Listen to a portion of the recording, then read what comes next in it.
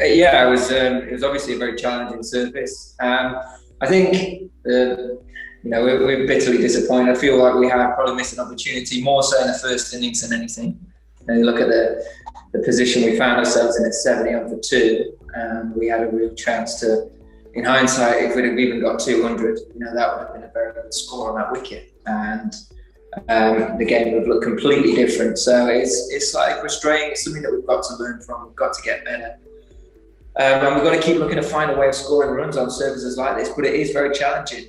You can see that with the scores throughout the whole game, and the way that India batted as well, with guys that are more used to playing on turning wickets.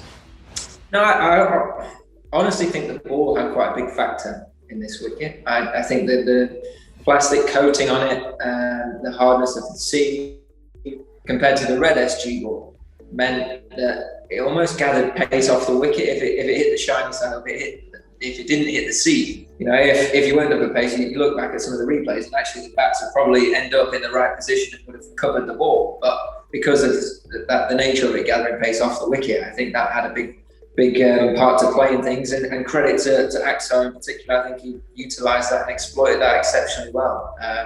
And found a very good method, very repeatable method on that surface, which made it very challenging. Hide away from the fact that we've been outplayed again. On this surface, we've still been outplayed, and we have to accept that.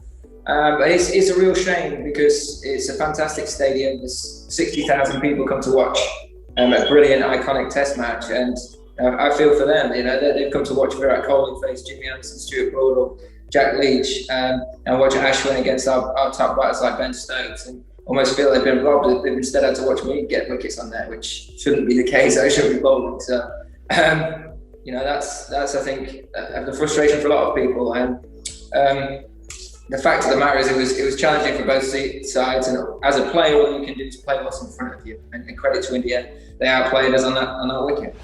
I think that these.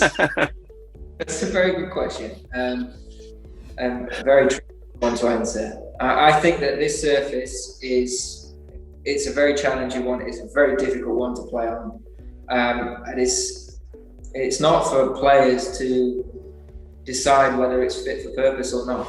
I think that the fact that it has been very tricky conditions. You look at the scores on both teams within this game. It has been hard work. It's been hard for some very experienced batters in these conditions to score runs as well. It's not just us that are struggling.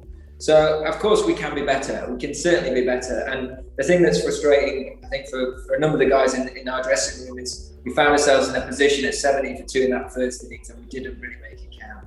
And in low-scoring affairs on wickets that do deteriorate, that first innings can be really crucial. So I think that's something that we will look back on. We'll try and think if we get in a position of strength like that again, or in a position where we can potentially get ahead in the game, then we have to take it.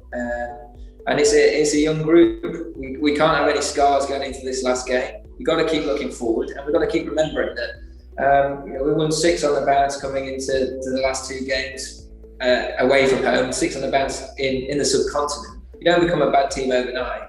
And we've got to be realistic about a number of different things. And if we are going to get better, then we've got to understand there's going to be the odd bump in the road. We're not always going to be perfect, but it's how we respond. And that's the most important thing, is that we go into next week with a very good attitude. We take the hurt from this and, we apply it in that performance, and we try and use it as motivation to come away from this series with something.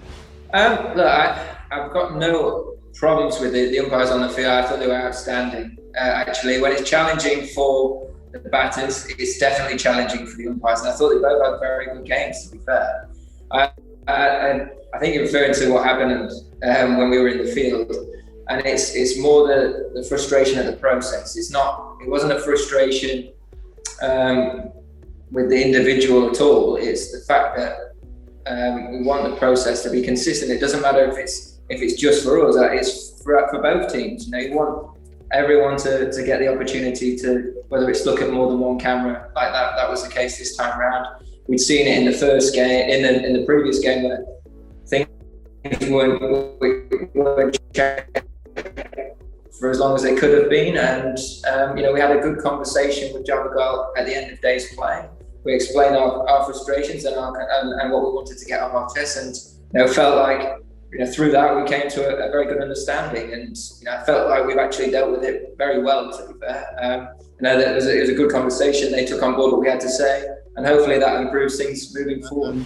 Yeah, I mean, we look to try and play our best side in terms of utilising that pink ball.